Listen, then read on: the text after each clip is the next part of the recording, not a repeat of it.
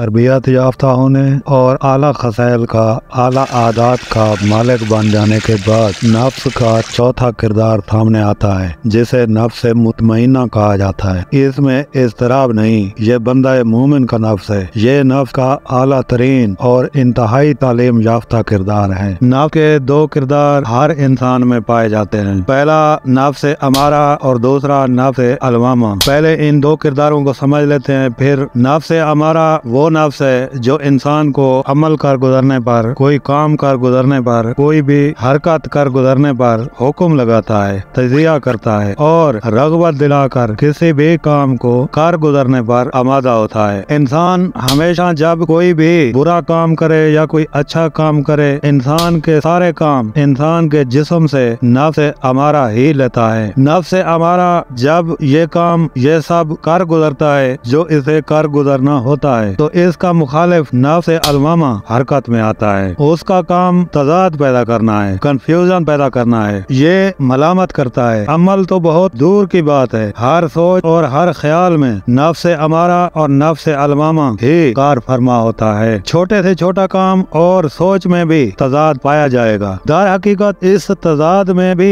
इंसान के चुनाव की आजमाइश छुपी हुई है। छोटे से छोटा काम और सोच में भी तजाद पाया जाएगा। दर हकीकत इस तजाद में भी चुनाव की आजमाइश छुपी हुई है। किसी भी बुरी नियत के ज़हन में आते ही नफ्स अलवामा इसकी मुखालफत शुरू कर देता है और नफ्स अमारा इसकी तरगीब में मसरूफ हो जाता है कि हाँ ये कर गुजरो, हाँ ये लाजमी है। दोनों किरदारों में से जो भी हावी हो जाए, जो भी जीत जाए, उसके बामुजब नतीजा नमूदार होता है। नतीजा बरामद हो जाने के बाद फैसला साजी में हार जाने वाला नफ्स बेपनाह ताकतवर हो जाता है और शदीद इंतकाम लेता है। नफ्स अमारा की तरगीब असर जुर्म सरदर्द हो जाने के बाद मुजरिम के अंदर अलवामा शदीद एहसास जुर्म पैदा करता है, जिसे शर्मिंदगी, मलामत और अफसोस के नाम से हम सब लोग जानते हैं। जैसे जैसे नफ्स के सामने आला अफकार व ख्यालात का ज़हूर होना शुरू होता है और तरबियत अपना असर दिखाने लगती है, तो एक तीसरा किरदार पैदा होने लगता है, एक तीसरा नफ्स पैदा होने लगता है। ये तीसरा किरदार इस्तेहज़ाइया नफ्स है। इसका नाम नफ्स